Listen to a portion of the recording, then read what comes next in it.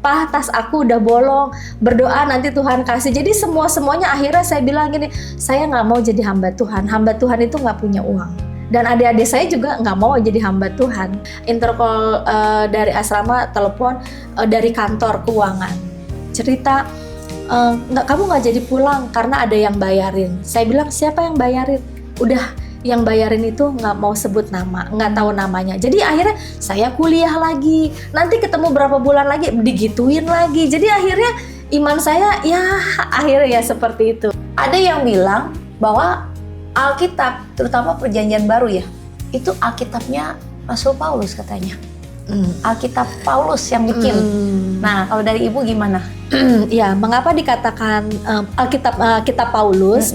Karena dalam Perjanjian Baru, ini kan Perjanjian Lama ini itu ditulis itu hampir 1000 tahun sebelum kelahiran Yesus, ya kan? Ya. Tetapi kok bisa kelahiran Mesias itu sudah dinubuatkan di dalam Perjanjian Lama? Contoh, saya udah tahu isi Alkitab Tuhan Yesus itu kan intinya kasih. Jadi artinya lu nggak usah sok-sok rohani pakai baca Alkitab tiap hari. Seolah-olah kalau baca Alkitab itu seolah-olah kalau lu udah mau jadi pendeta, pelayan Tuhan, hamba Tuhan, baru deh tuh lu boleh pelajari dah yang kayak gitu-gitu. Jadi itu hanyalah topeng. Kalau misalkan dia udah benar-benar sungguh-sungguh hidup di dalam Tuhan, Tuhan itu penyembuh loh. Saya bilang, kata siapa Tuhan itu penyembuh? Saya mengalami bagaimana Tuhan izinkan saya kecelakaan besar di Kota Padang. Setiap keluarga pasti punya cerita, tetapi pastikan cerita kita menjadi berkat dan inspirasi bagi banyak orang. Bersama Tuhan, kita pasti bisa. Halo, shalom semua sahabat Keluarga Hati Ilahi. Puji Tuhan, kita berkumpul kembali di podcast kami Keluarga Hati Ilahi. Saya Ana. Saya dengan Edi, shalom. Kami selalu bersuka cita untuk menceritakan kebaikan Tuhan Yesus di dalam hidup setiap orang percaya ya.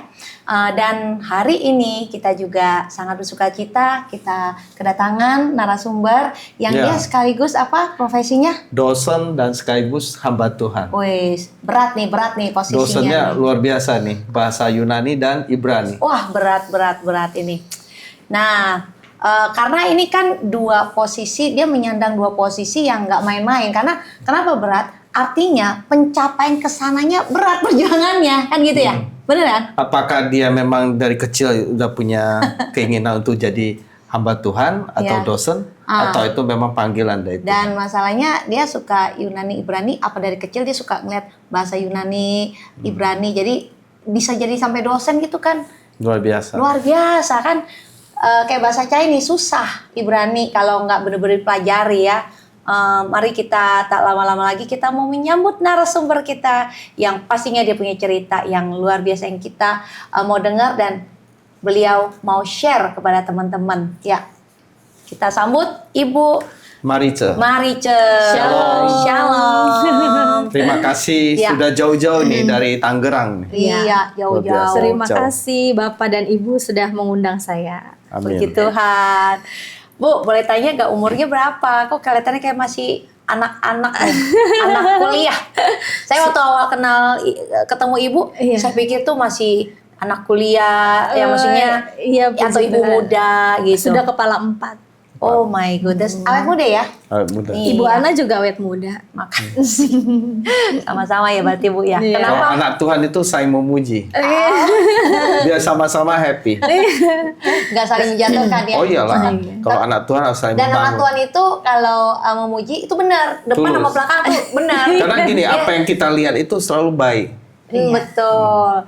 Walaupun misalnya apa yang mungkin ada buruk-buruknya, tapi kita selalu lihat yang baik, benar ya Bu ya? Amin. Dan Pikirannya tulus, baik. depan dan belakang benar, jangan di depan muji, belakangnya ngatain ini ya gitu, bukan anak Tuhan tuh. Iya benar. Luar biasa. Bu, boleh perkenalkan diri dulu nggak Bu? Pelayanan Ibu dan bagaimana mungkin sedikit latar belakang Ibu. Iya. Shalom, saya perkenalkan diri, nama saya Pendeta Marice. Ya. Saat ini saya dipercayakan oleh Sinode untuk mengembalai jemaat di daerah Cilincing.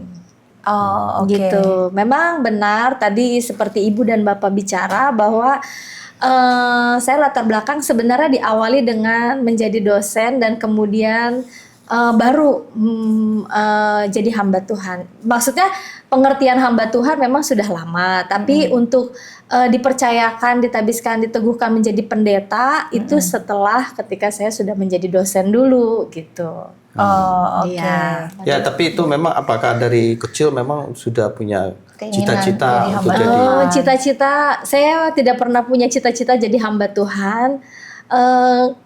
Jadi hamba Tuhan itu saya mulai ada keinginannya atau panggilan ya, mulai SMA karena saya merasa seperti ini. Papa saya ini kan seorang perintis gereja dan di tengah-tengah lingkungan yang jemaat yang papa saya layani adalah jemaat penyandang kusta. Jadi saya terbiasa dengan hidup yang semuanya harus berdoa.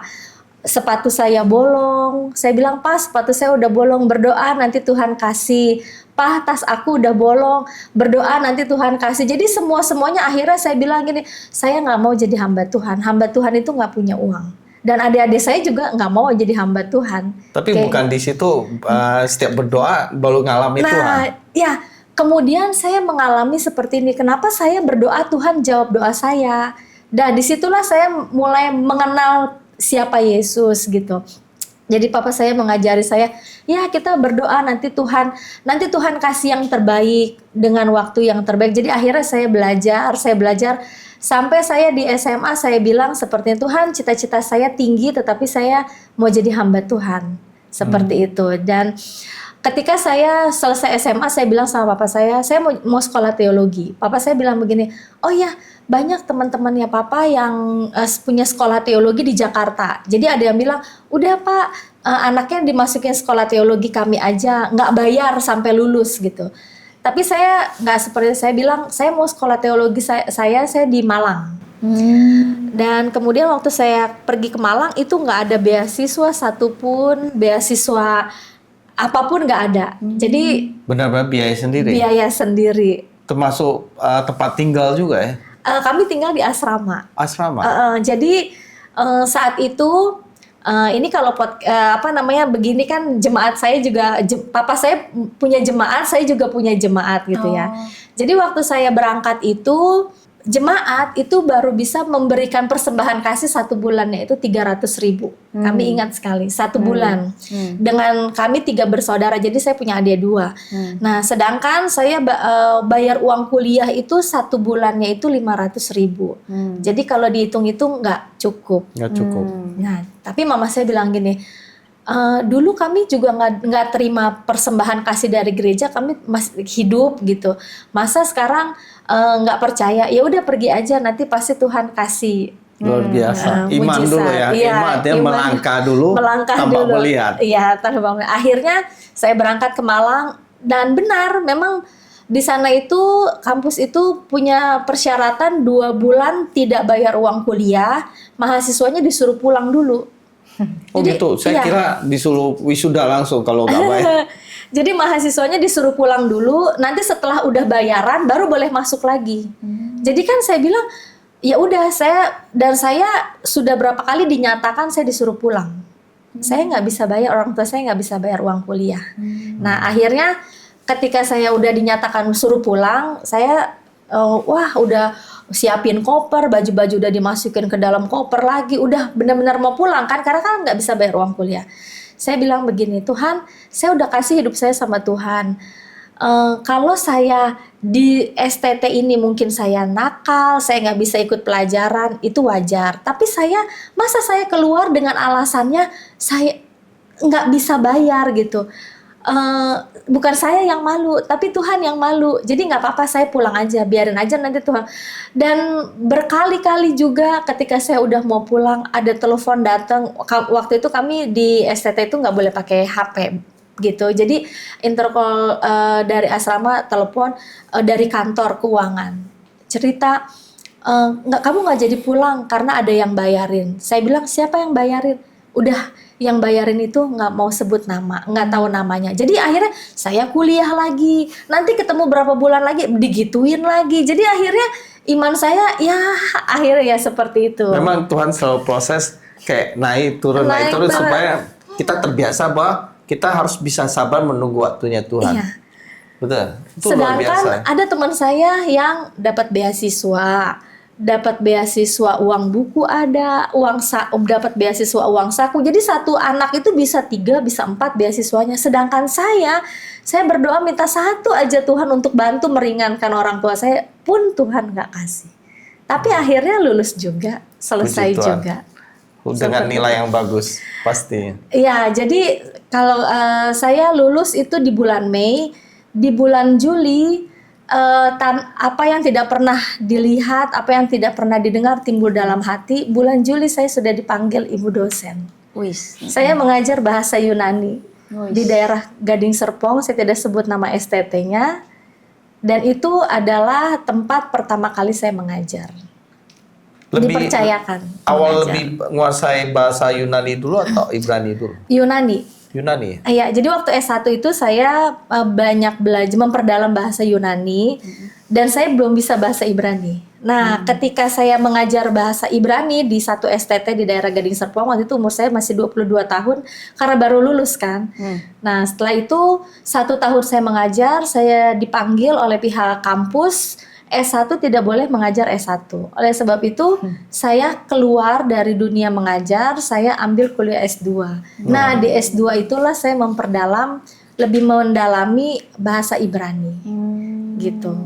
Nah, jadi waktu saya sebelum selesai di S2, saya diminta oleh UKI untuk mengajar 2 bahasa itu, yaitu Ibrani dan Yunani. Satu paket jadinya. Satu paket selama 10 tahun saya di sana. Wow. Berarti udah fasih banget kalau bahasa Ibrani.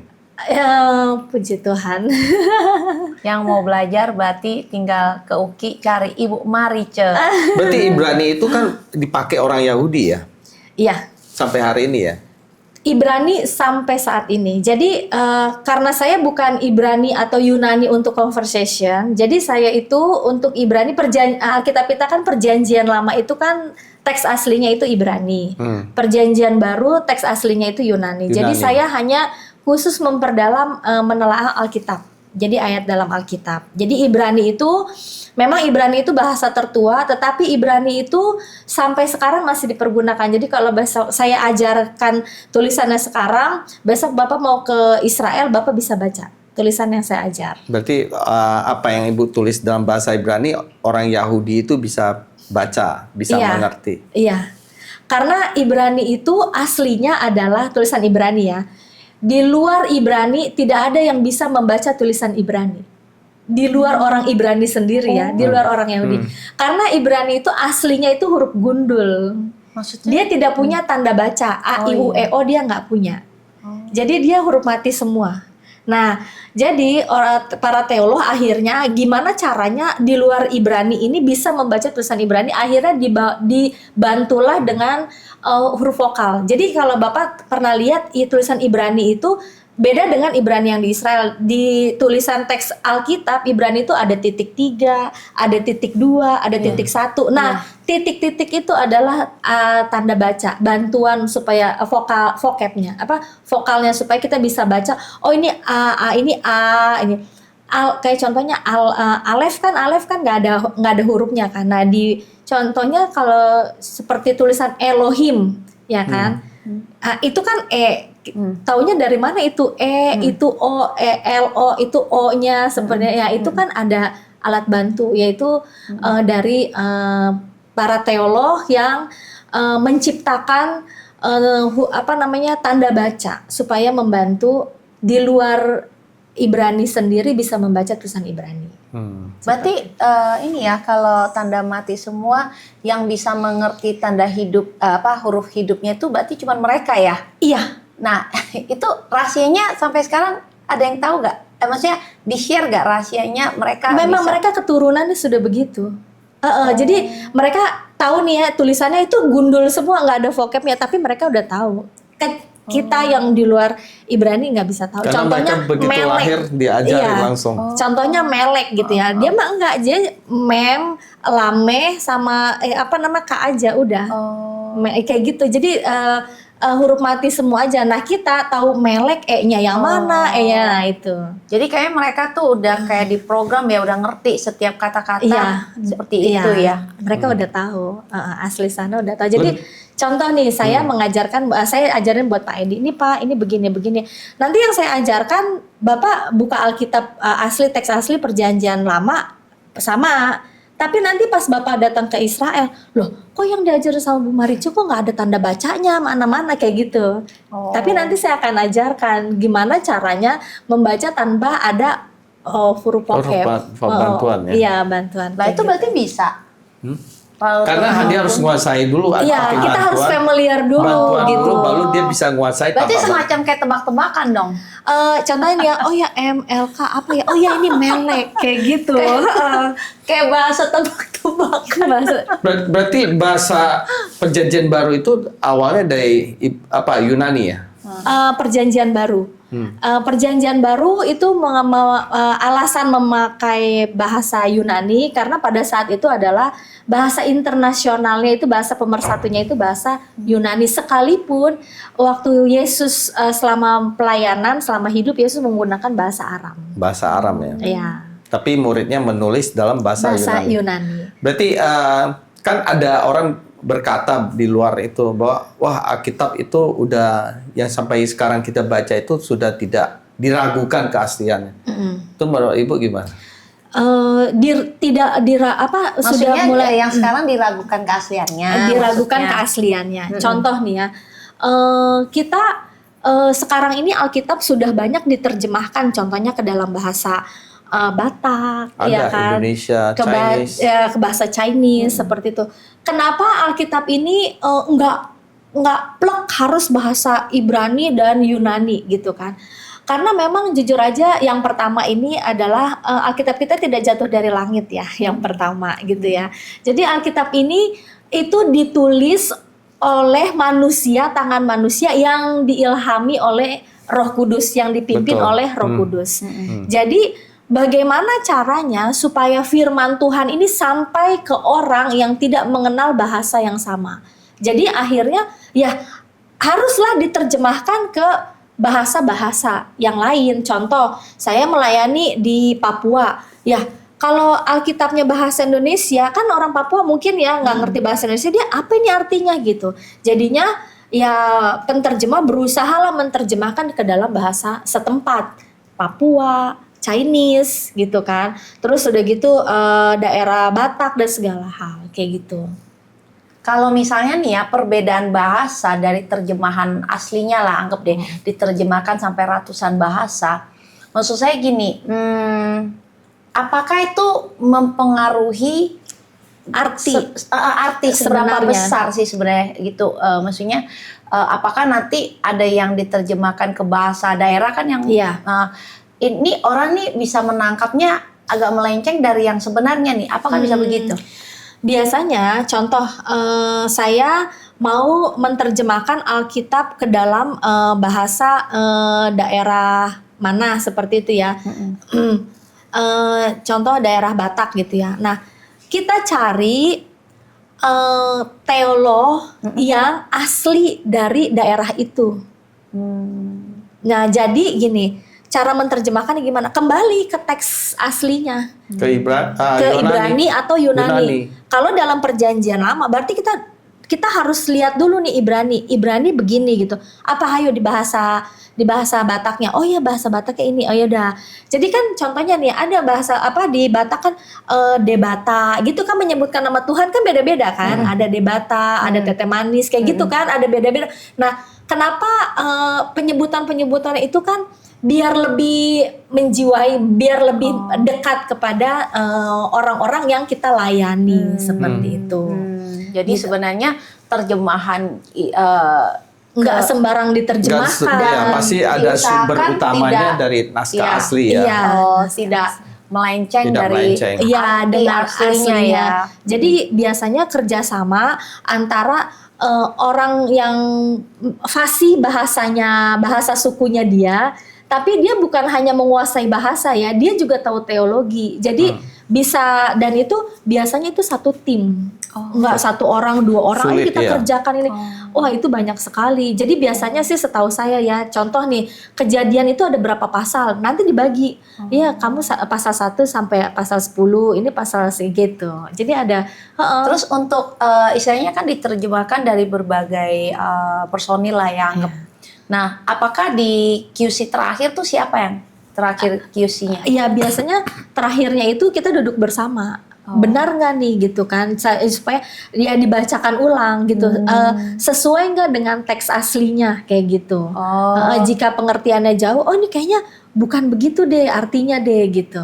Jadi istilahnya tetap ada pengecekan ulang tapi yang bersama gitu ya. Jadi ada kesepakatan bersama baru disahkan lah sebagai Alkitab itu yang sudah diterjemahkan. Tetap tolak ukurnya adalah bahasa asli.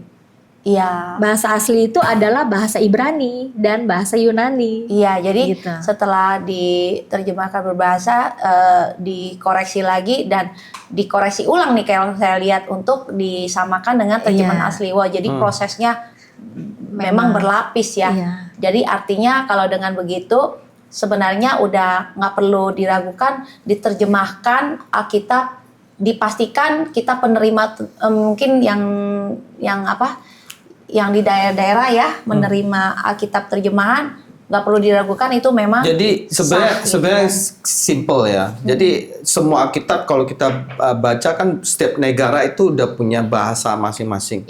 Kita tinggal lihat cocok nggak semua itu kepada asal daripada muasal Alkitab itu. Penulisan Alkitab awal itu kan ditulis sekitar 60 sampai 100 Masehi. Perjanjian baru ditulis oleh murid-muridnya Tuhan. Nah, tapi itu kan mereka menemukan ada temuan Alkitab di tahun yang masih asli naskahnya tahun 60 sampai 100. Ya, di Qumran ya? Bukan, itu yang ditemukan di Laut Mati itu adalah kitab Perjanjian Lama. Ya, sebenarnya mereka sendiri udah mencocokkan dengan perjanjian yang ditemui dengan naskah yang paling tua di umurnya 60 Masehi atau 100, dicocokin dengan Alkitab sini memang sama. Makanya kalau bilang bahwa ya memang sama semuanya. Bahkan kalau bicara apakah cerita Alkitab itu benar atau enggak, ini jelas sendiri murid Yesus sendiri berkata di Yohanes 21 ayat 24, dia bilang, dialah murid yang memberikan kesaksian tentang semuanya ini dan yang telah menuliskannya, dan kita tahu bahwa kesaksiannya itu benar.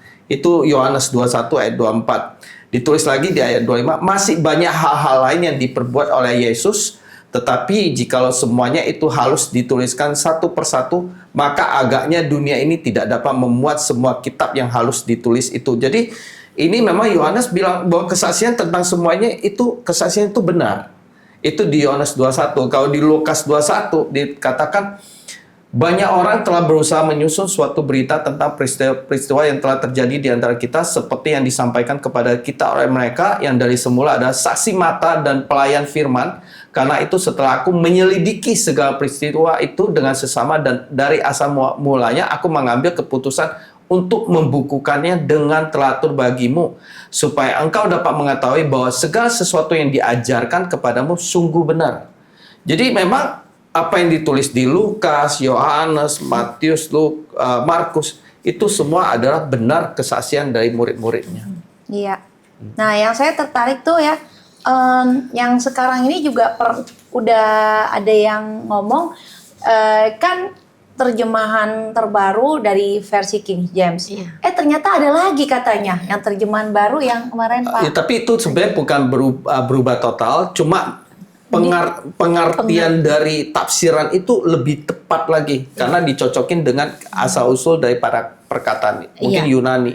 Artinya sama, hanya bahasanya dipermudah untuk lebih dimengerti aja. Tapi konteksnya sama, esensi artinya tetap artinya sama ya. Sama. Oh, soalnya kalau baru terus diterjemahan lagi, terjemahan baru lagi, sometimes kita tuh mungkin ada orang meragukan ini yang benar yang mana sih. Nah, itu kan kadang-kadang isinya pun sama, hanya ada beberapa kata yang agak beda. Bukan beda sih, sebenarnya artinya sama, seperti itu. Istilahnya ya, buat mungkin siapapun yang nonton, artinya Alkitab esensinya semua mau diterjemahan sana sini esensinya semua sama ya. Jadi artinya nih Alkitab ini luar biasa loh. Dia ada dari berapa ratus tahun lalu kan berarti kan. Ini tetap turun ke kitanya pun Asli. asli kan. Ini yang luar biasa Iya, menurut saya. pesan Tuhannya itu nggak ada yang dikurangi dan atau ditambahi. Ini yang luar biasa menurut Iya. saya loh. Ya, contohnya misalnya terjemahan baru di Yohanes 21 ayat 22, firman Tuhan jawab Yesus, "Jikalau aku menghendaki supaya ia tinggal hidup sampai aku datang, itu bukan urusanmu, tetapi engkau ikutlah aku." Nah, ada lagi terjemahan Indonesia yang berkata, "Tetapi Yesus menjawab, kamu tidak perlu tahu tentang dia. Kalau aku mau supaya dia tetap hidup sampai aku datang kembali, itu bukan urusanmu. Kamu tetaplah ikut aku." Versinya hampir sama, tapi terjemahannya beda, tapi pengertiannya sama. Iya, betul. Nah, yang menarik juga satu lagi nih yang berhubungan dengan Alkitab ya. Ada yang bilang bahwa Alkitab, terutama Perjanjian Baru ya, itu Alkitabnya Rasul Paulus katanya. Alkitab Paulus yang bikin.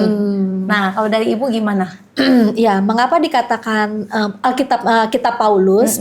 Karena dalam Perjanjian Baru itu hampir 70% adalah tulisan Paulus dan pelayanannya Paulus. Paulus di penjara, Paulus nulis surat, Iya. kayak gitu. Paulus lagi dalam perjalanan, dia tulis surat, dia tulis. Dan apa yang ditulis Paulus itu tidak berbanding, tidak oposit ya, lawan berseberangan dengan Alkitab. dengan Alkitab, dengan isi Alkitab, karena Tuhan Roh Kudus itu memakai Paulus untuk menulis, untuk cerita pengalaman Paulus bersama dengan Tuhan. Nah, itulah makanya dalam Perjanjian Baru hampir kebanyakan tulisan Paulus, tetapi kita bukan pengikut Paulus, tetap kita adalah Pengikut Yesus. pengikut Yesus. Pertanyaannya, kenapa dari semua murid dan rasul, kenapa hanya dia yang paling aktif menulis? Iya, karena kita harus tahu latar belakang Paulus. Iya, betul. Paulus itu waktu dia masih bernama Saulus, Iya. dia itu orang pintar loh. Orang educated kan. Iya, Iya, baru dia mau itu jawab. dia pembelajar. Iya. Gitu. Nah, dia udah terbiasa dan dia udah tahu dia menguasai beberapa bahasa. Dan ketika waktu dia masuk panggilan bersama dengan Tuhan, dia tahu apa yang dia lakukan. Jadi kalau dia cuma ngomong-ngomong doang, mungkin ya terbatas. Oleh sebab itu dia tinggalkan apa yang pesan dari Tuhan dia tulis. Dia tulis sehingga kemudian murid-muridnya Yesus yang berikutnya lagi ya ada peninggalan, ada ada Warisan. pesan-pesan warisan yang Iya.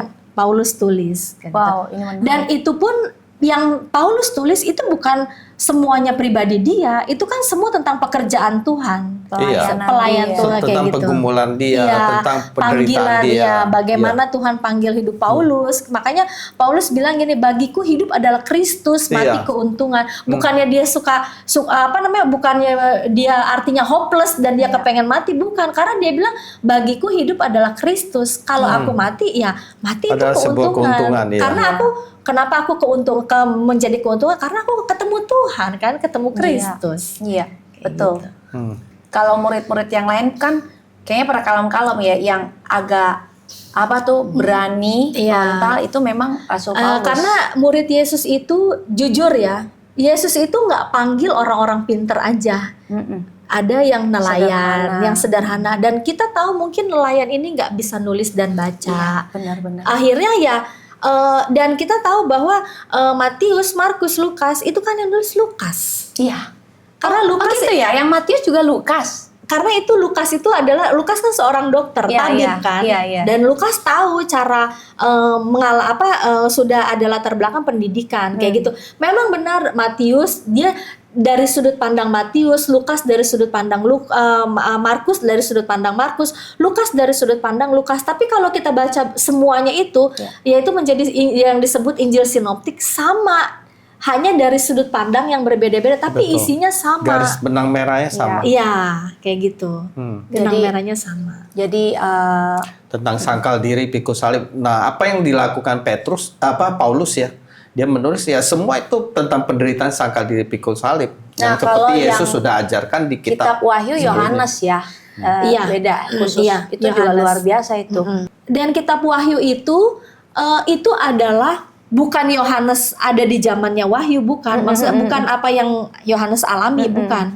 Itu adalah nubuatan, Iya, itu adalah iya. bagaimana Penglihatan. ketika penglihatan Iya. bagaimana Yohanes saat itu dibawa ke Di Pulau Patmos. Patmos, Iya. dan disitulah Tuhan memberikan pewahyuan buat Yohanes dan Yohanes tulis. Iya, Iya. jadi unik ya perjanjian baru itu Tuhan berikan Rasul Paulus untuk melukiskan perjalanan pelayanan selama dia mengikut Tuhan. Jangan cuma perjanjian baru yang unik. Enggak, maksudnya ini Perjanjian kita lama ngomong juga yang lebih unik lagi. Maksudnya yang kita bicara perjanjian baru dulu Iya. nih.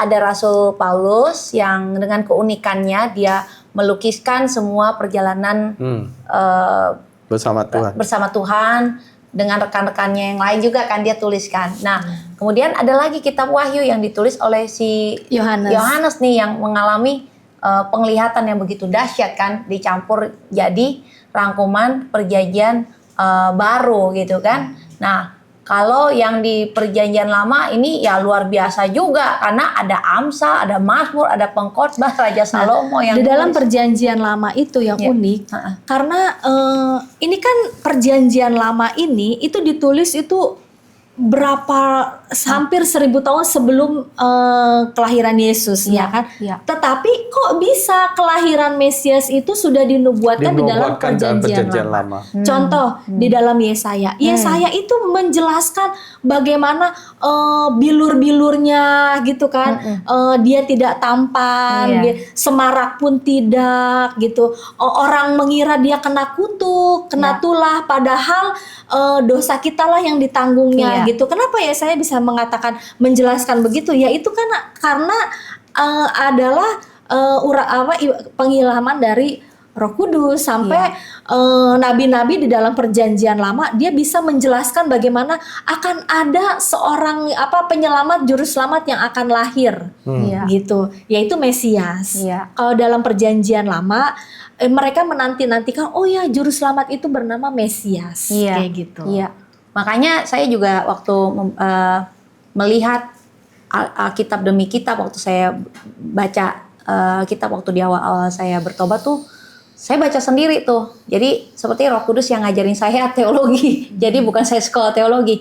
Nah, saya melihat kayak Ibu bilang, saya bisa menubuatkan apa yang akan terjadi beratus-ratus tahun kemudian lahirnya seorang Mesias kan. Jadi saya merangkum setelah saya baca selesai, dan saya dulunya kan non-Kristen ya. Jadi waktu saya baca, saya melihat wow, di awal penciptaan sampai akhir pun Tuhan tuh udah tahu. Jadi ini tuh seperti buku sutradara nih yang dia memperlihakan semua. Dia kan ada di awal, dia ada di akhir. Iya, dan di situ saya bilang, ini dahsyat ini. Sebenarnya paling pertama nubuat tentang kedatangan Yesus untuk mengalahkan musuh, yaitu maut.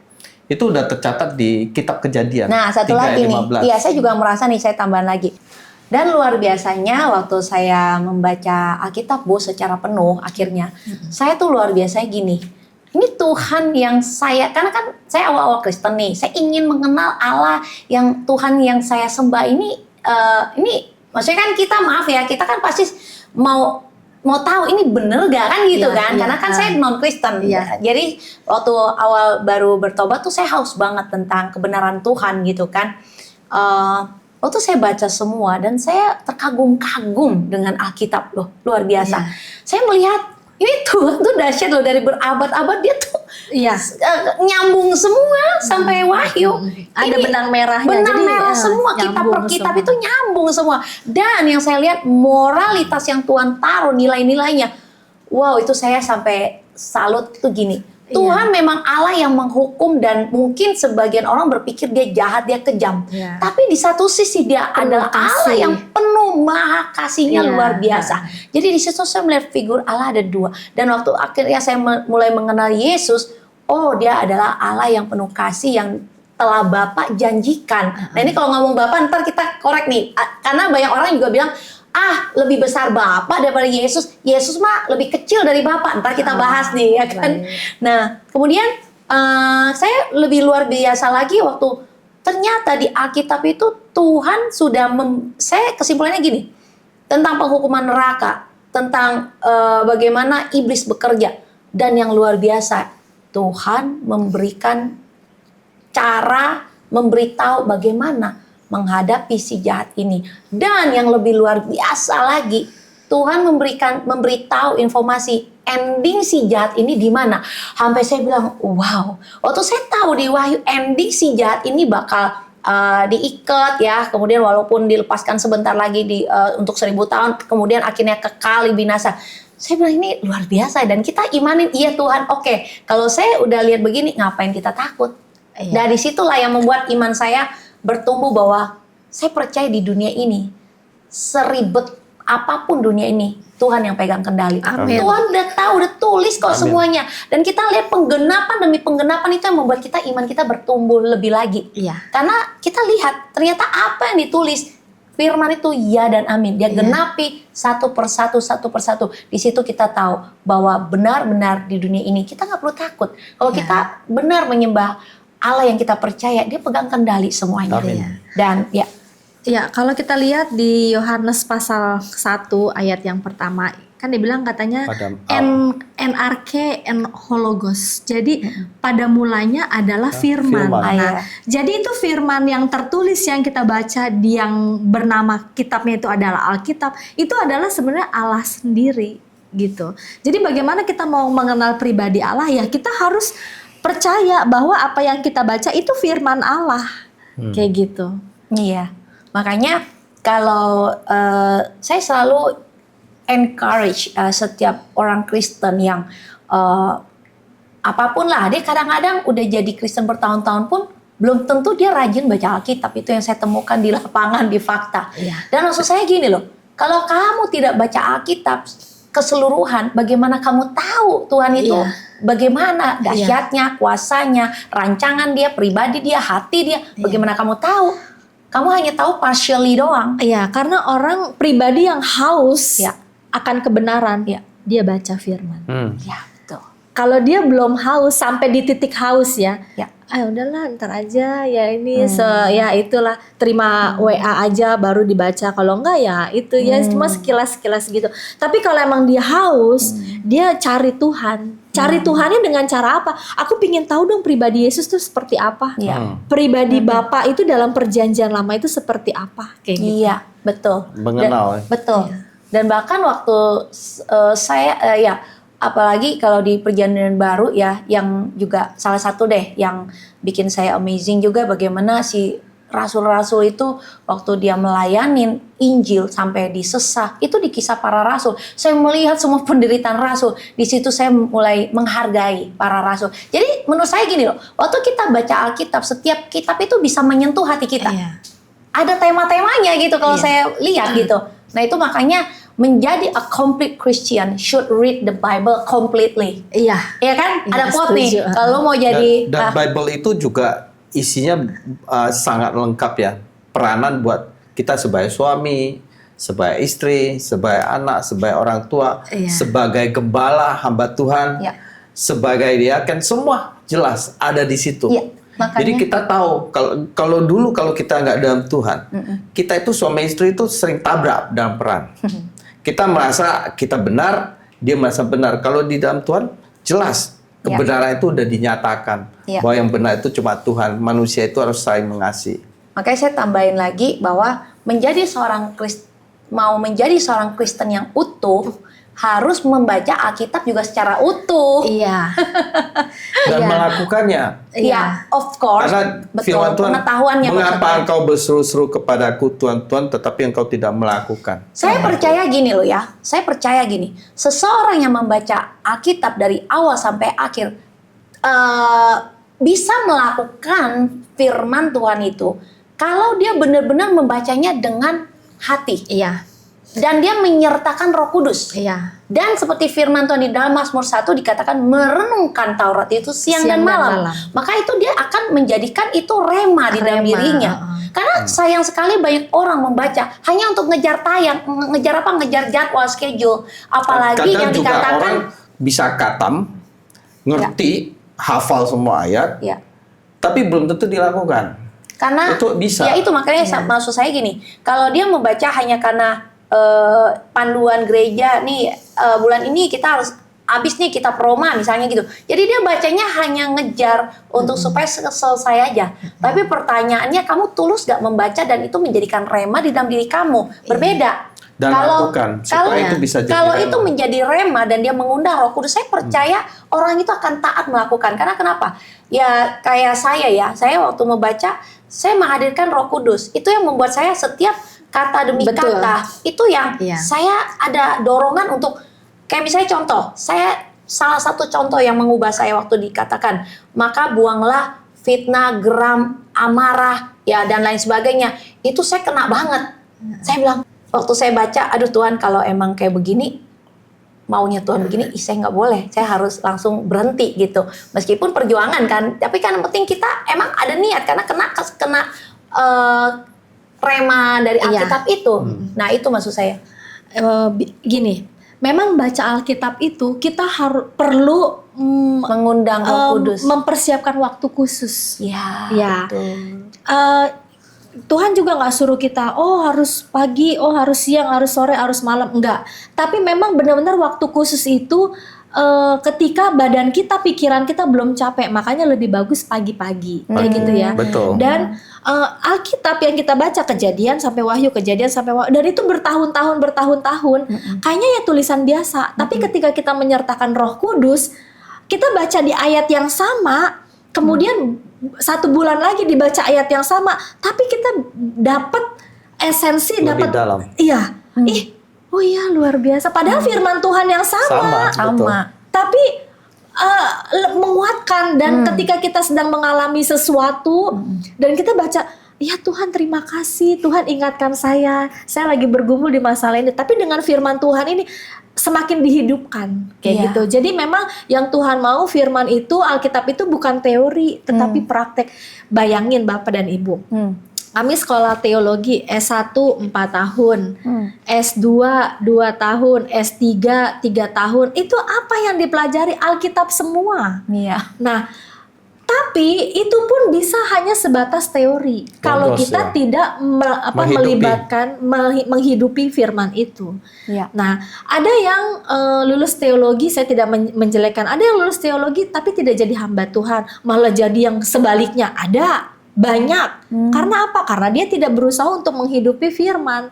Dia tidak bertemu, dia tidak berjumpa, dan hatinya tidak dibuka oleh pekerjaan Tuhan, oleh hadirat Tuhan. Oleh sebab itu ya dia sekolah.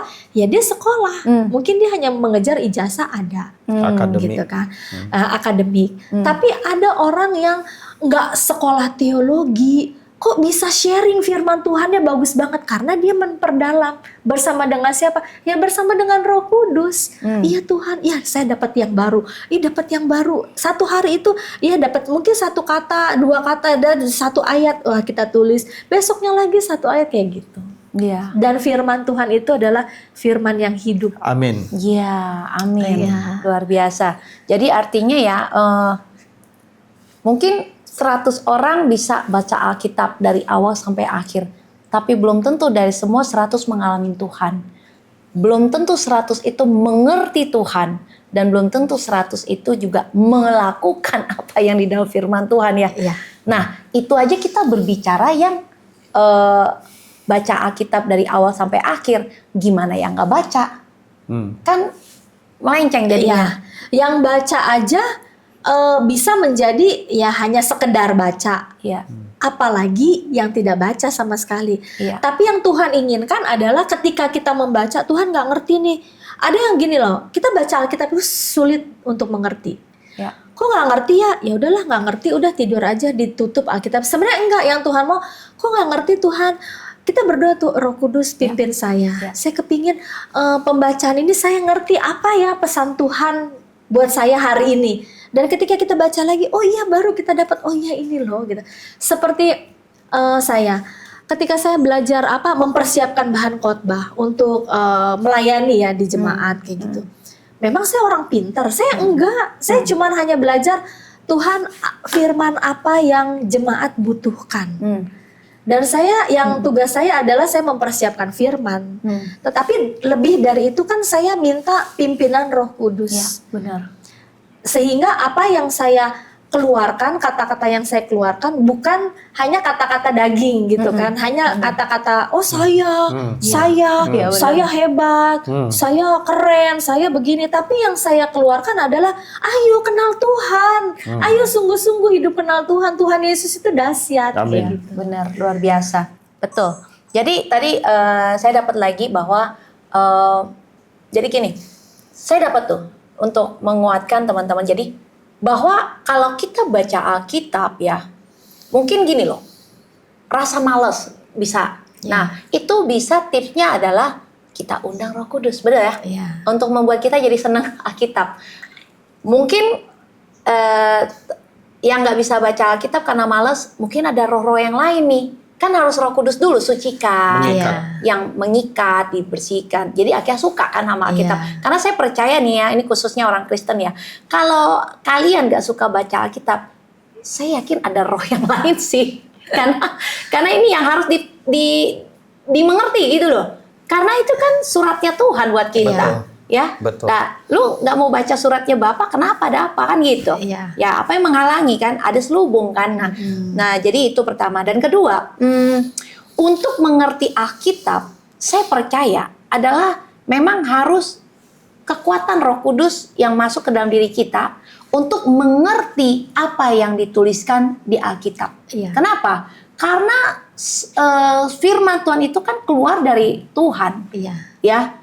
Dan Isi hati Tuhan. Isi hati Tuhan yang pastinya Roh Kudus yang membantu kita untuk mengerti tentang Bapa itu sendiri, firman itu sendiri. Roh Kudus yang menolong kan. Makanya saya percaya jangan bangga kalau kita hanya pikir apal ayat, udah bisa baca Alkitab semua. Tapi masalahnya mengundang nggak Roh Kudus supaya kita mengerti ayat itu benar-benar dari Roh Kudus yang memberikan pengertian. Karena kenapa? Saya relate tuh gini loh. Kayak contoh tentang perceraian yang hari-hari ini mulai banyak disimpang siurkan oleh beberapa gereja, saya nggak bilang. Nah, jadi ada orang yang bilang gini, engkau boleh bercerai kalau memang ada perzinahan kan? Firman Tuhan kan berkata seperti itu. Nah, akhir ditangkap oleh beberapa gereja untuk melegalkan perceraian jika pasanganmu memang sudah berzina.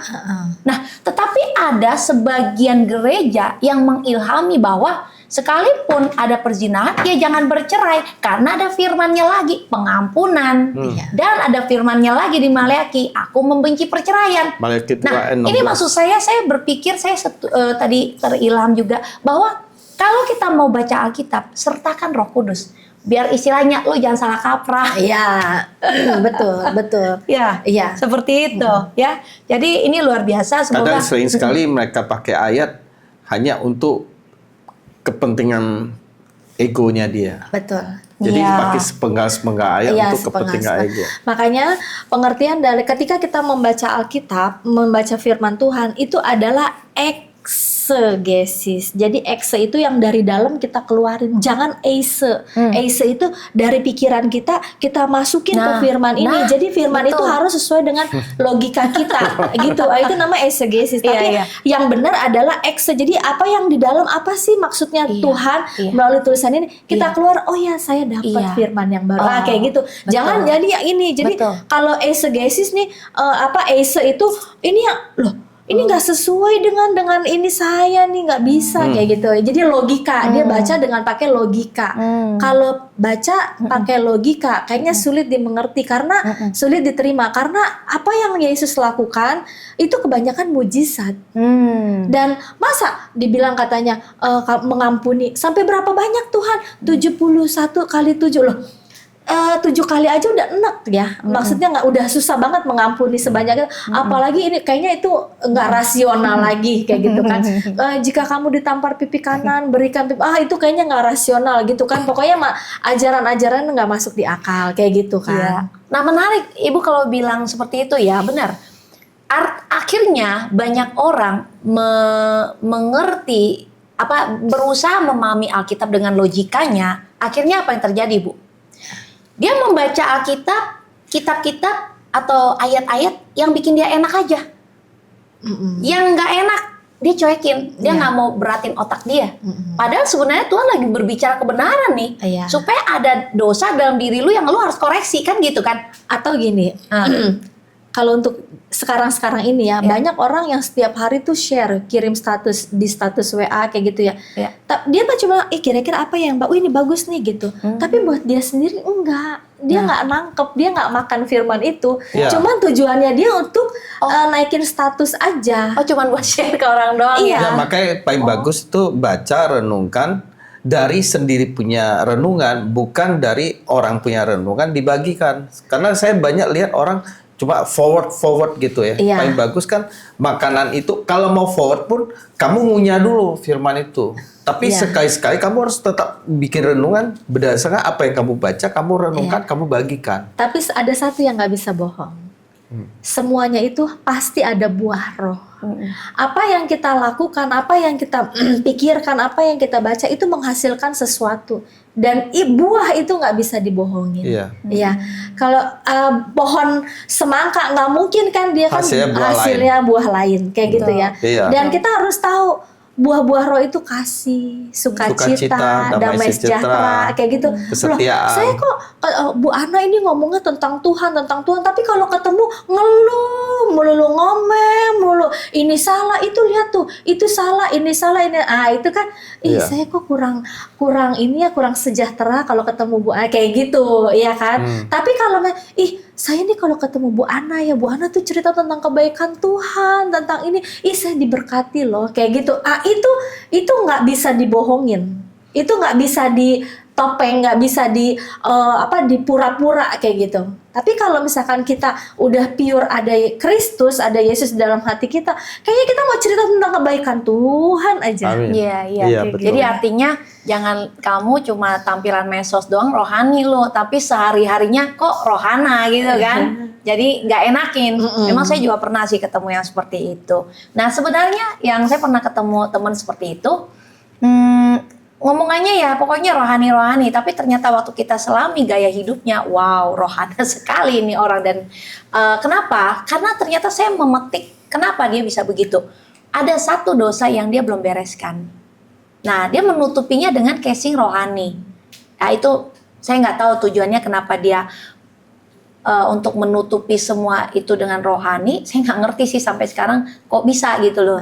Ya kan, mungkin supaya dia walaupun jatuh di dalam dosa, supaya dia gengsi, nggak, supaya jangan kelihatan gue berdosa gitu kali ya. Mungkin ya.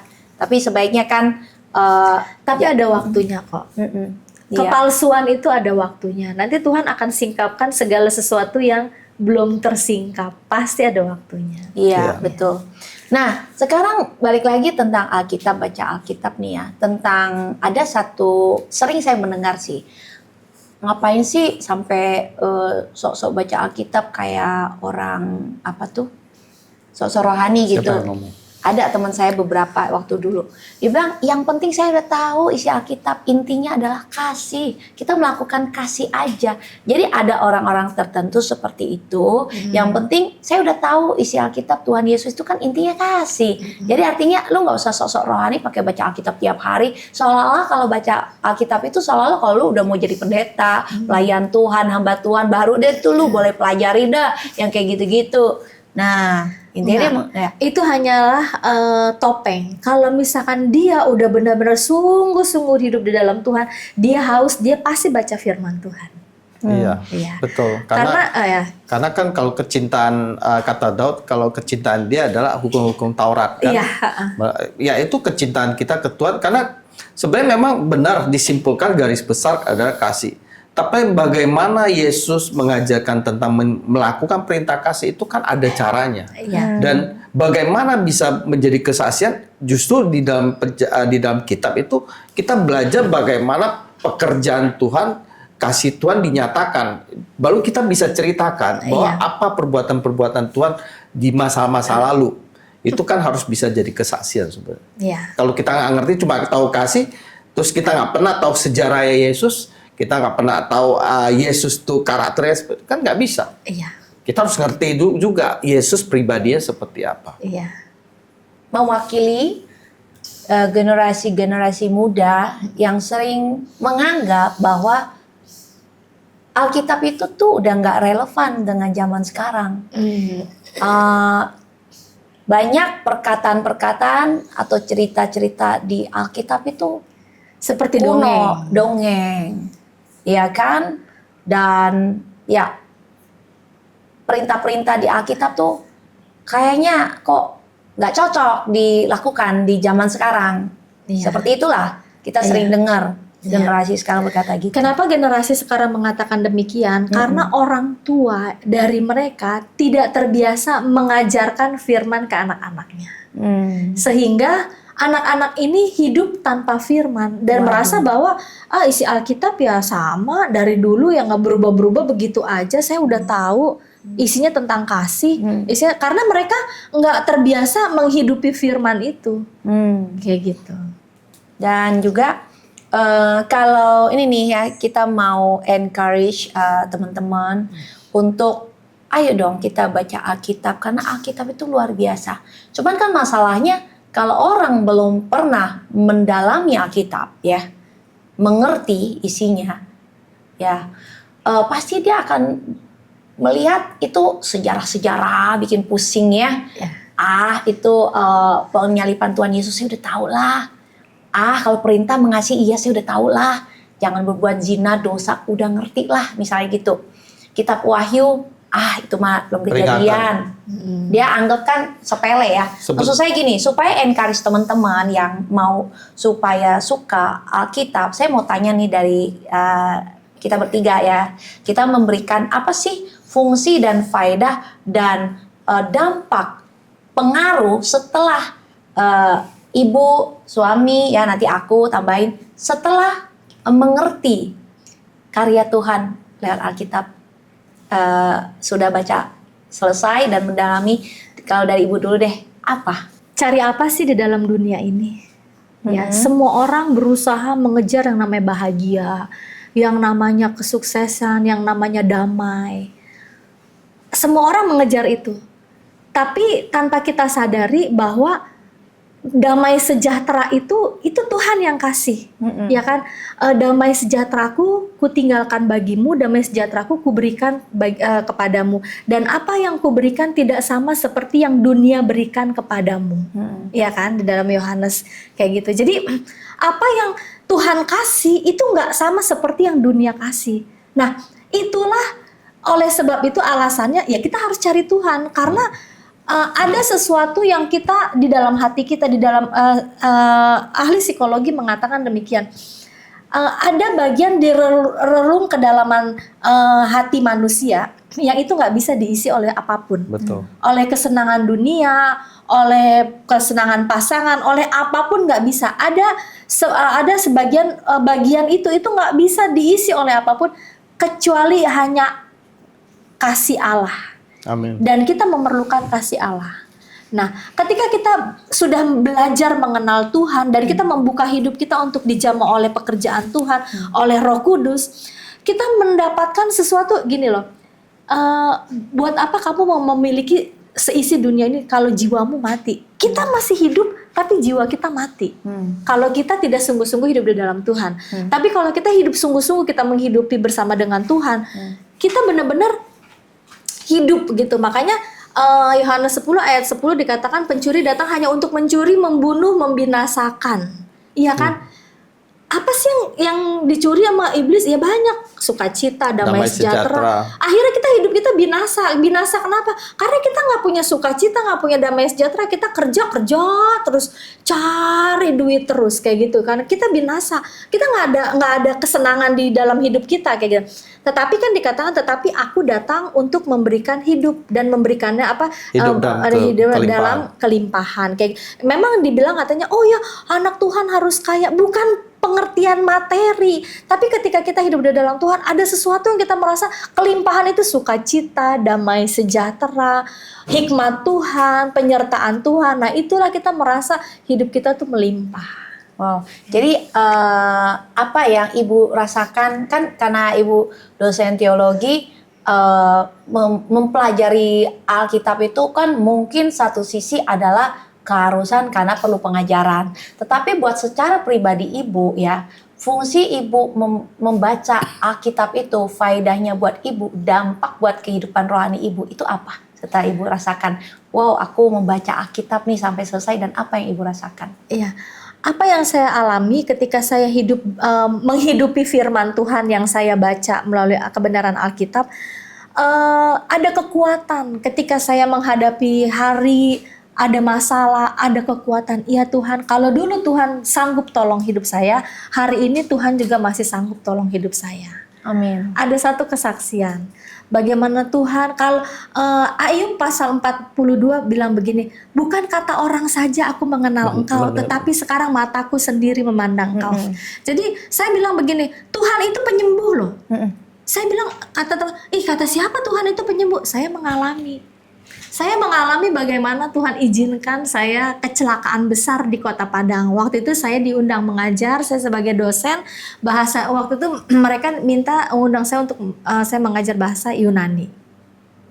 Dan memang yang saya hadapi adalah beberapa beberapa orang-orang yang rindu pingin karena mereka dulunya itu agama seberang. Jadi mereka bilang begini, kita di kitab suci kita yang dulu ada bahasa aslinya. Kalau Alkitab, oh ada, gitu. Akhirnya saya diundang ke sana. Kita belajar bahasa Yunani dan hari ketiga saya pergi jalan-jalan.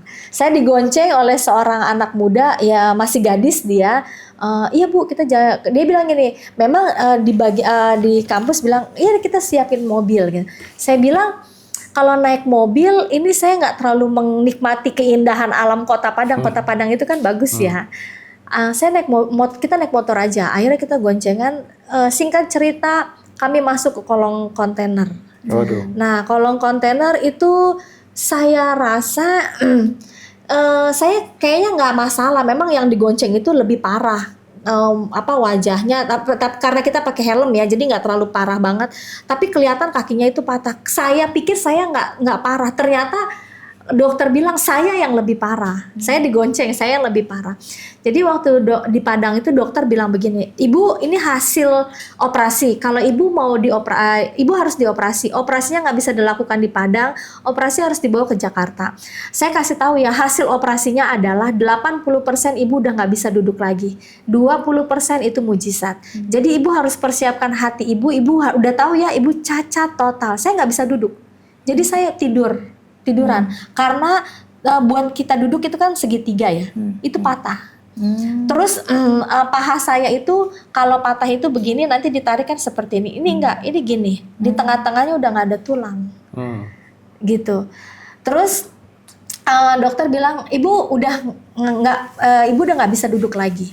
Karena segitiganya Ibu patah, jadi Ibu udah nggak bisa duduk. Jadi yang bisa bergerak itu saat itu kepala nengok kanan kiri, tangan. Tapi dari sini ke bawah itu udah mati. Gitu. Akhirnya saya dibawa ke Jakarta. Itu dibawa ke Jakarta juga dramatis karena kan saya nggak bisa duduk. Jadi kami sewa pesawat. Mereka rubah pesawat itu dari tengah sampai ekor. Mereka rubahnya di Jakarta. Jadi waktu saya ingat, saya dari Jakarta ke Padang itu tiketnya itu satu tiket 500.000. Saya pulang dari Padang ke Jakarta itu 18 juta. Iya, karena mereka jadi dari setengah badan pesawat ke ekor itu udah nggak boleh orang duduk. Jadi mereka pesawatnya jadi kan penumpangnya sedikit ya, cuma bagian depan. Kayak gitu. Jadi mereka udah mulai cas harganya itu dari Jakarta Padang, Padang Jakarta. Nah, setelah saya sampai di Jakarta, ketua sinode kami bilang demikian. Kamu udah tahu kan di operasi itu hasilnya apa? Nggak bisa duduk gitu. Udah udah cacat total. Udah, kalau kayak gitu kita jangan dibawa ke rumah sakit. Kita bawa ke patah tulang. Saya bilang demikian. Pak, saya nggak apa-apa badan saya dibawa kemana aja saya mau. Tapi saya nggak mau badan saya didoa-doain. Saya mau, kayak kalau emang Tuhan mau saya seperti ini, udahlah nggak apa-apa kayak gitu. Tapi ketua sinode kami bilang, enggak, ada satu patah tulang yang dia punya orang Batak. Jadi dia punya orang Kristen dan dia nggak didoa-doain. Kayak gitu ya. Udah, akhirnya saya dibawa ke sana dan ketua sinode, bisa nggak? Karena kita kan bawa hasil ronsen kan. Ini kalau kayak gini bisa nggak? Ini dokter udah bilang begini-begini. Dan patah tulang bilang gini, Pak, ini nggak bisa. Kami nggak bisa ngomong bisa. Kami hanya bisa, kami akan usahakan sebaik mungkin. Dan itu yang eksekusi saya itu laki-laki 8 orang karena kan saya ditarik krek gitu. Saya dengar itu tulang-tulang saya bunyi semuanya. Waktu saya ditarik itu tulang-tulang mereka bilang, "Bu, Ibu kalau mau teriak sampai gedung ini rubuh, teriak aja sekencang." Itu saya baru ngerasain tuh teriak yang paling teriak. Nah, setelah itu 7 bulan saya tinggal di patah tulang. Itu nggak bisa naik, kepala nggak bisa naik gitu ya. Dan saya nggak bisa pakai pampers. Karena kan pampers itu kan bokong saya nggak bisa diangkat. Jadi saya pakai perlak kayak yang tipis itu, kayak yang dijual apa namanya itu. Iya. Kateter, pakai kateter. Saya pakai kateter. Jadi 2 tahun saya pakai kateter. Waduh. Terus untuk yang buang air besar saya pakai alas gitu. Nggak bisa pakai pampers kan, nggak bisa angkat ya. Nah kemudian 7 bulan kemudian baru saya terapi belajar duduk. Itu belajar duduk terapi. Itu pun dari tiduran nggak langsung duduk begini, nggak. Jadi per berapa derajat dan itu disanggah sama, jadi saya nyender gitu ya. Kemudian akhirnya puji Tuhan saya bisa duduk. Sampai bisa duduk saya menangis, saya mengucap syukur Tuhan sampai sejauh ini pun saya sudah berterima kasih, sudah cukup. Seandainya Tuhan mau, ya udah saya udah bisa duduk, saya belum bisa jalan kan. Nah kemudian setelah udah bisa duduk tegak, saya mulai terapi belajar berdiri. Kemudian belajar melangkah. Jadi waktu belajar melangkah itu saya pakai tongkat letter U ya, yang kayak opa-opa, oma-oma, yang kayak begitu. Terus dari itu kemudian udah mulai bisa melangkah jalan, saya pakai 2 tongkat. Terus kemudian lepas 1 tongkat, kemudian lepas semua tongkat sampai sekarang. Luar biasa. Jadi apa makna saya hidup di dalam Tuhan? Saya nggak hopeless ketika masalah besar datang, tapi saya bilang Tuhan, kalau dulu Tuhan gini, kalau Tuhan tolong orang lain, Tuhan masih sanggup kok tolong hidup saya. Kalau zaman dulu di Alkitab katanya orang lumpuh berjalan, orang buta melihat, itu saya percaya mujizat itu pun masih berlaku sampai saat ini. Nah kalau dengan kamu bagaimana fungsi dampak faedah pembacaan Alkitab secara penuh bagi kamu? Ya, Alkitab itu mengubah cara pandang saya, cara hidup saya, melihat segala sesuatu ya. Jadi dari saya membaca firman Tuhan, saya mengerti tujuan hidup saya seperti apa, keseharian saya juga bisa mengenal sifat dan karakter Tuhan Yesus. Dan di dalam Alkitab itu saya tahu bahwa kehidupan kita itu bukan hanya di dunia ini aja, tapi setelah selesai bahwa Tuhan menjanjikan jauh tempat yang lebih indah, yaitu rumah Bapa. Dan di dalam Alkitab saya bisa mengerti juga bahwa peran saya sebagai anak Tuhan, sebagai suami, bagaimana saya harus mengasihi istri, mengasihi sesama. Dan saya tahu hidup saya itu panggilannya bukan hanya untuk diri saya saja, tetapi saya juga harus hidup bisa menjadi berkat, karena Tuhan bilang kamu adalah terang dan garam.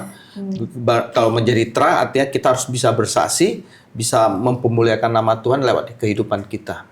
Wow, jadi mengubah karakter juga.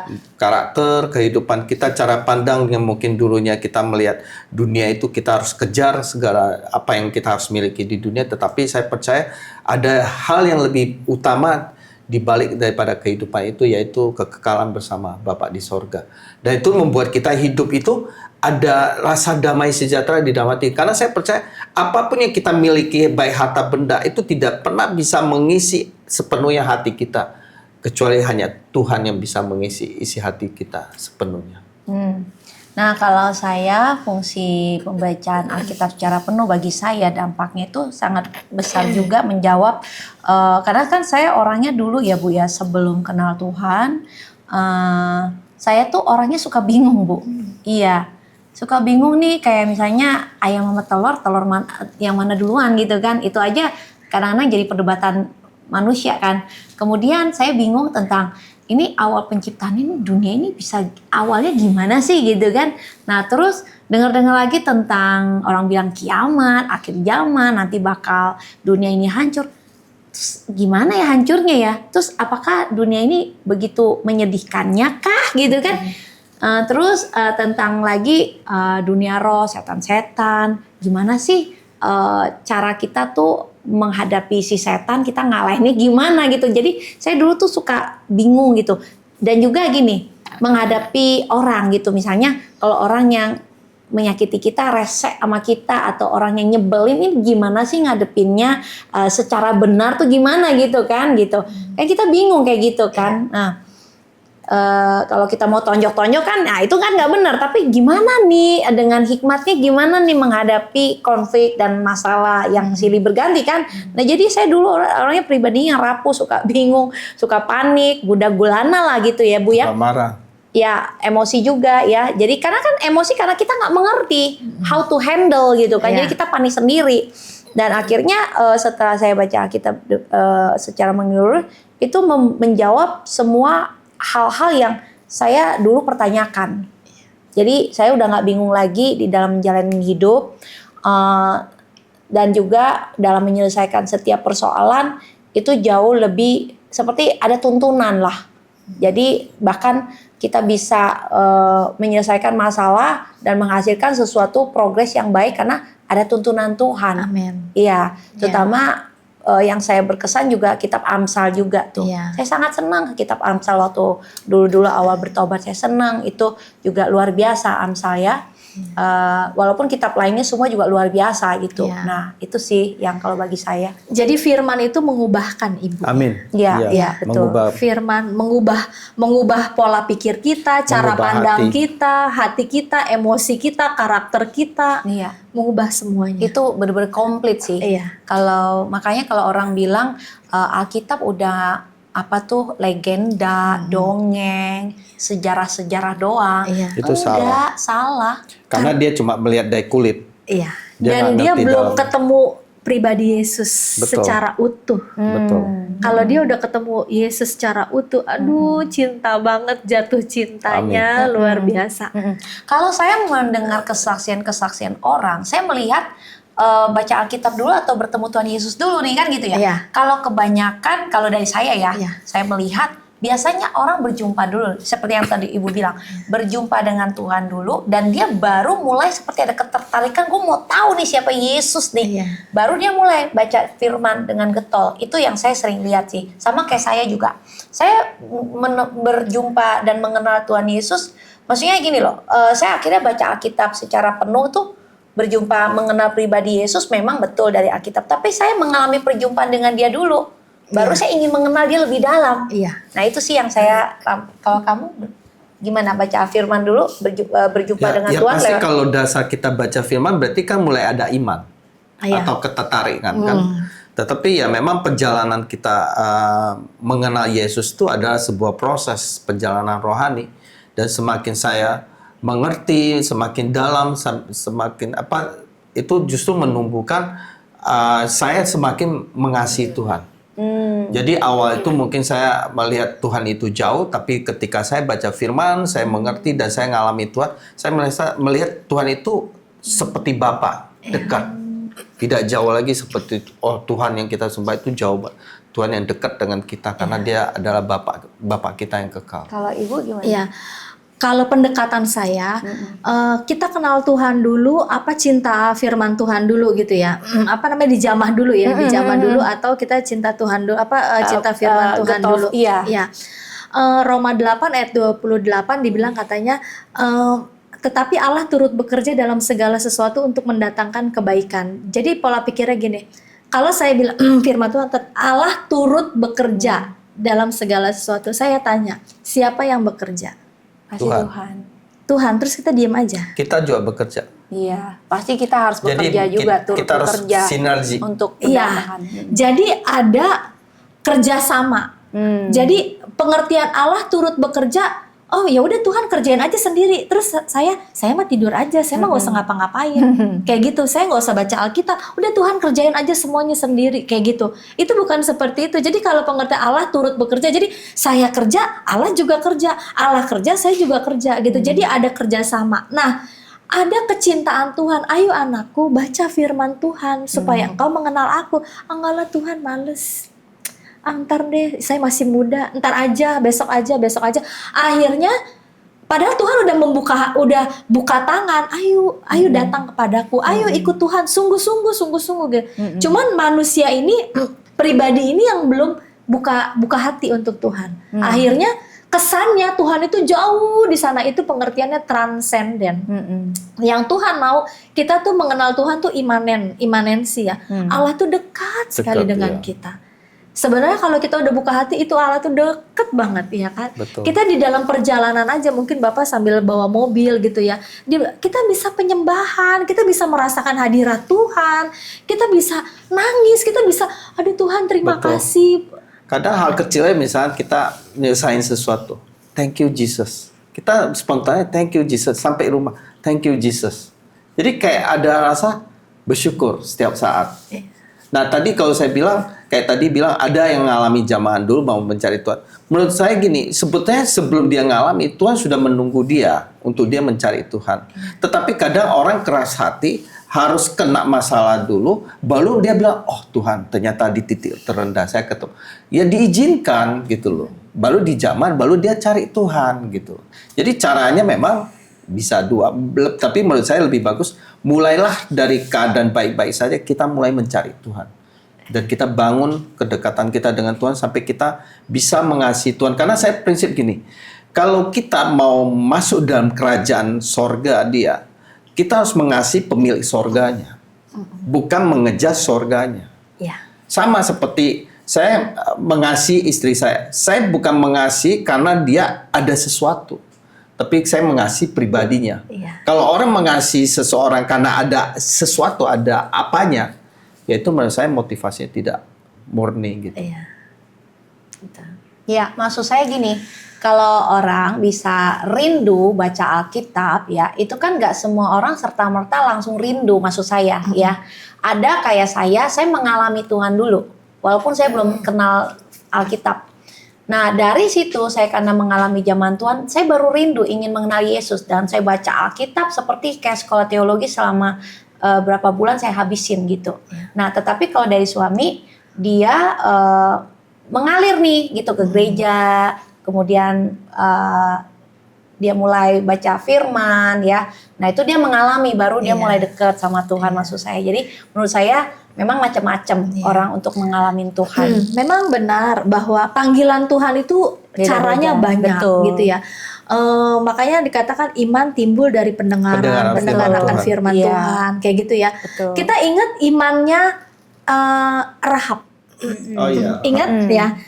Seorang perempuan sundal. Sundal. Jadi di di kota Yeriko itu di Yosua pasal yang kedua ya, menjelaskan tentang kehidupannya Rahab.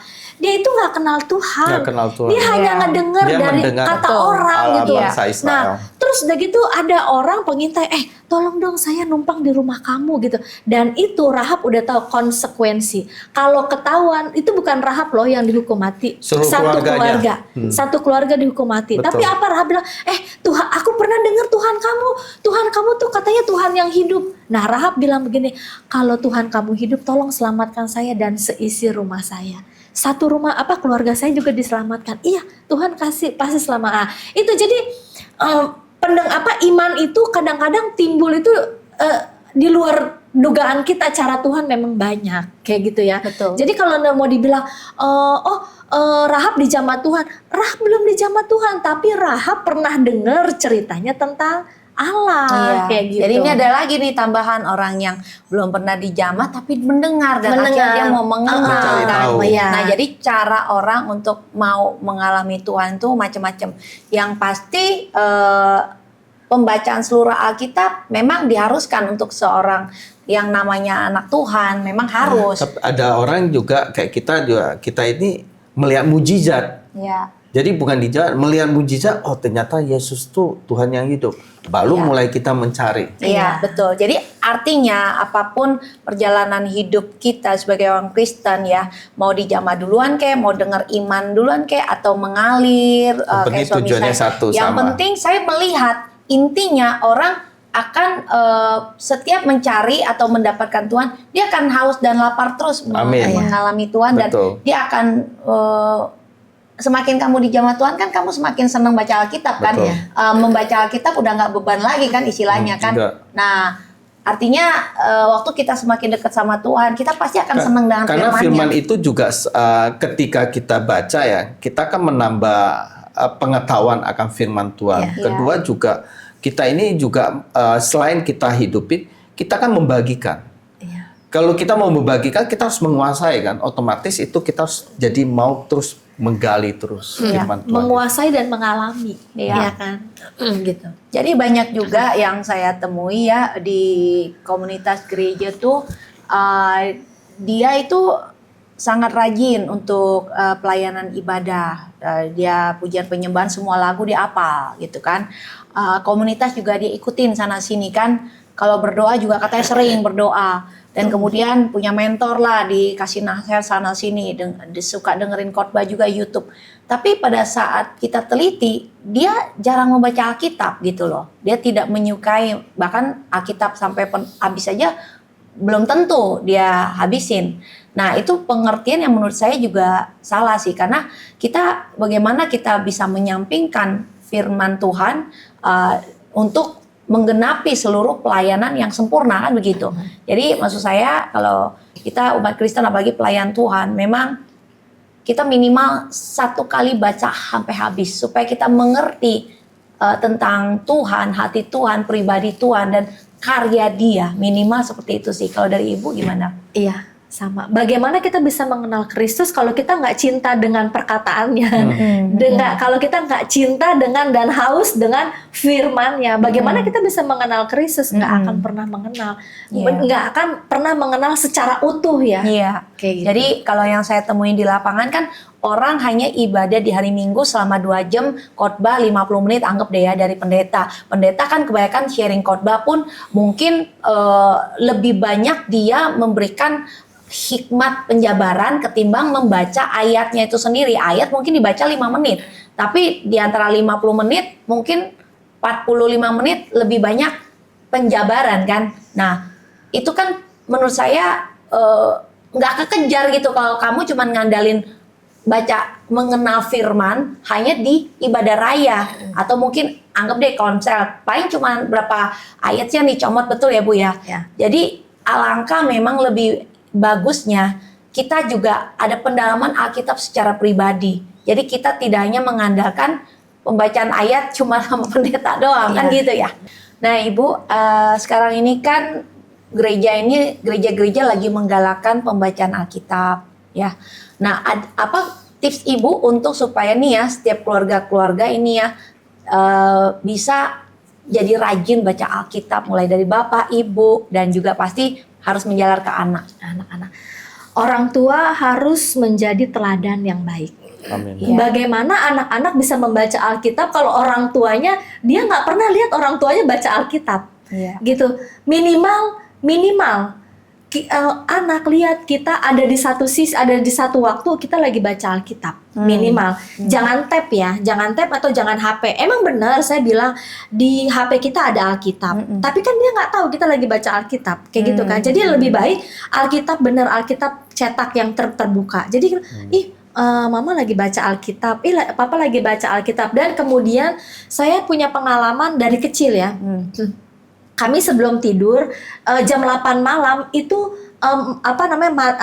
TV dimatiin dan kita satu keluarga itu kumpul, kita baca satu perikop. Satu perikop walaupun giliran ya satu perikop itu giliran kayak ya. gitu. Walaupun mungkin nggak satu, ya gimana pendapat kamu, gimana enggak seperti. Jadi nanti papa saya menjelaskan dengan bahasa yang sederhana ya, namanya anak-anak kan, dia kan lagi khotbah buat anak-anak sama buat istrinya kan. Jadi dengan memakai bahasa yang sederhana dan juga contoh-contoh yang sederhana kayak gitu. Contohnya ya nanti besok kalau sekolah kayak gitu ya, contoh-contoh sederhana kayak gitu. Jadi memang perlu adanya ibadah keluarga di tengah-tengah keluarga inti ya kayak gitu. Yang disertai pembacaan firman. Firman. Kalau ibadah keluarga berarti dikatakan setiap hari itu jam 8. Iya, waktu itu saya kecil dan saya memang saya lakukan juga buat anak-anak saya. Jadi kalau malam sebelum tidur, anak-anak waktu anak-anak saya masih kecil, kami punya komik Alkitab. Jadi itu Alkitab tapi yang bergambar. Jadi mereka seperti baca gambar baca komik lah ya. Tapi itu isinya firman Alkitab bergambar kan. Jadi ya menyesuaikan kebutuhan anak lah. Tapi kalau anak kita udah dewasa berarti kan udah dikasih Alkitab yang Alkitab yang sekarang ya, Alkitab orang dewasa gitu. Waktu anak saya SD, saya belikan anak saya Alkitab khusus buat ada gambarnya gitu. Jadi anak waktu kalau dia bawa ke sekolah minggu, jadi nggak terlalu boring banget kan, tulisan Alkitab kan tulisan semua ya. Tapi ada gambarnya. Ya beda-beda nanti dia SMP, SMA kayak gitu kan, kebutuhannya beda. Supaya menumbuhkan rasa cinta aja. Iya. Itu berarti komitmen tuh dari orang tuanya untuk mendampingi. Karena kan kalau untuk mendampingi anak nggak mungkin suster ya. Iya. Nggak mungkin ART ya. Iya. Memang harus orang tua. Nah, permasalahannya adalah kalau untuk keluarga-keluarga di kota itu semua rata-rata sibuk bapaknya sama ibunya, ya kan? Sibuk apa? Bapaknya pulangnya malam, atau ibunya sibuk bersosialita, atau sibuk dengan HP-nya masing-masing, atau sibuk dengan bisnis online-nya, misalnya. Itu yang kan problem ya di zaman di kehidupan kota nih. Coba mungkin dari kamu. Ya kalau sesibuk kita selalu bisa mengatur waktu ya, karena jangan sampai waktu yang mengatur kita. Bagaimana kesibukan itu tetap sebagai keluarga, sebagai seorang suami atau ayah harus memberikan waktu yang mungkin dikhususkan berkualitas buat keluarga, supaya berbicara tentang keintiman, tentang kerohanian, tentang masalah-masalah apa yang mereka hadapi, supaya bisa membangun keluarga yang lebih baik. Iya, kayak saya sama dia kan sejak kami semakin intim, relationship-nya, rekonsiliasi, kami tuh akhirnya yang tadinya cuma doa bareng ya, akhirnya kita juga sering beberapa kali tiap pagi saya sharing firman sama dia. Tetapi memang kadang-kadang kendala kalau untuk sharing firman kan bisa panjang kalau kami sibuk. Minimal kami berdoa bareng. Nah, tapi sekarang sudah mulai kita diskusi firman. Sebenarnya diskusi firman kita dari dulu udah sering deh, suami istri. Nah, itu menarik. Saya tahu point of view-nya dia dan saya tambahin. Itu menarik sekali loh, luar biasa. Dan ya, kembali lagi untuk keluarga, mulai dari tips Ibu Marica ya, untuk boleh memberikan waktu buat anak ya, tips dari suami juga, untuk punya waktu ya, ditentukan aja kapan biar bisa baca firman bareng-bareng ya, apalagi anak nih harus di encourage kan gitu. Nah, suami istri sharing firman juga jadi tambah akrab, bener gak Bu? Daripada lu akrab sama orang lain, mendingan lu akrab sama suami istri. Sharing firman itu kan salah satu ajang untuk kamu intimasi lebih lagi kan, seperti itu. Jangan nanti lu lebih akrab sama pendeta, suami orang, waduh repot kan. Mendingan sama pasangan sendiri nih ngomongin firman.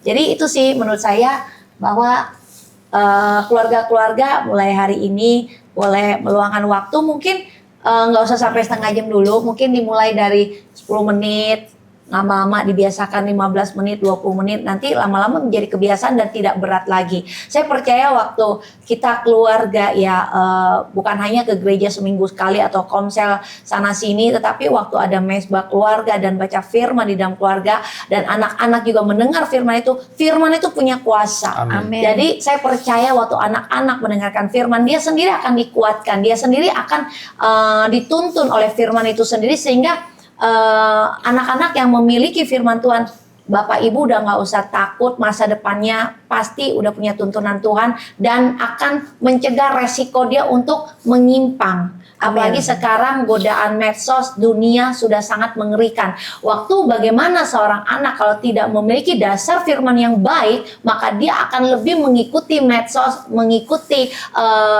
godaan di luar dan perkataan orang yang tidak sesuai firman, karena dia nggak ada dasar firman. Maka mulai hari ini kalau Bapak Ibu ingin memiliki anak yang cemerlang, yang punya masa depan yang baik, serahkanlah kepada Tuhan, bukan hanya gereja, tapi juga baca firman sesering mungkin, supaya anak ini juga dipenuhi dengan firman Tuhan.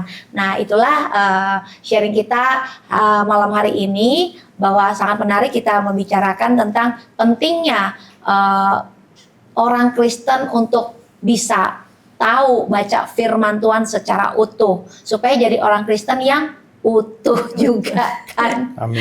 Ya, luar biasa. Ya, sesuai apa yang kita tahu, bahwa Tuhan berkata, langit dan bumi akan berlalu, tetapi firman-Ku untuk selamanya. Dan saya percaya firman itulah yang kita harus pegang. Kenapa?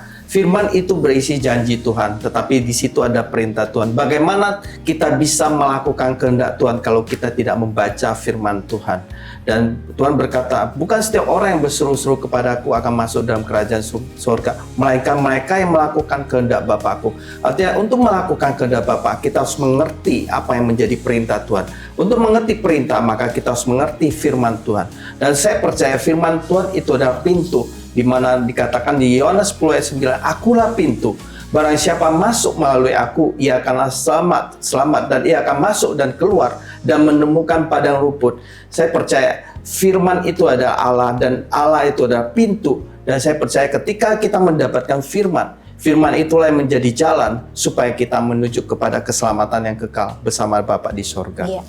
Nah, buat teman-teman yang mungkin mau dikuatkan ya, bisa DM di TikTok dan Instagram Keluarga Hati Ilahi, dan kami tim siap untuk bisa mendoakan Bapak Ibu dan teman-teman untuk lebih dikuatkan imannya. Amin. Dan jangan lupa kalau teman-teman ada di gereja lokal dan ada jadwal program ya membaca Alkitab, ya ditaati aja, karena firman Tuhan itu luar biasa bisa mengubahkan hidup kita ya. Dan pembacaannya juga harus dengan ilham Roh Kudus, hadirkan Roh Kudus dengan hati yang terbuka, pikiran yang sungguh-sungguh fokus kepada Tuhan, bukan pakai logika tapi pakai hati. Maka firman itu akan menjadi rema yang pastinya semua firman yang ditabur di dalam hati kita nggak akan berpulang sia-sia. Dia akan menjadi kekuatan pada saat kita lemah, dan dia akan memberkati di saat kita mungkin merasa kita sedang kering dan lain sebagainya. Firman itu pasti akan bekerja di dalam hidup kita. Nah, juga buat teman-teman yang sudah menjadi subscriber dan viewer setia, kami mengucapkan terima kasih telah mendukung pelayanan ini. Dan juga jangan lupa yang belum subscribe, silakan subscribe, karena subscribe itu gratis. Tekan bel notifikasi supaya dapat update terbaru daripada kami. Dan kami mau undur pamit, dan sekali lagi kami berterima kasih buat teman-teman yang sudah nonton dari awal sampai akhir. Kiranya video ini semakin membuat teman-teman rajin baca Alkitab. Amin. Dan pastinya itu juga pasti memberkati teman-teman semua ya. Dan kami mau undur diri, kami mau mengucapkan terima kasih ya. Terima kasih Bu Marica. Ibu Marica, kiranya pelayanan Ibu ya, thank you untuk sharingnya, dan kiranya pelayanan Ibu semakin ditambah-tambah Tuhan, semakin diberkati dan menjadi saksi yang luar biasa bagi Tuhan. Dipakai Tuhan luar biasa ya. Tuhan Yesus memberkati. Setiap keluarga pasti punya cerita, tetapi pastikan cerita kita menjadi berkat dan inspirasi bagi banyak orang. Bersama Tuhan, kita pasti bisa.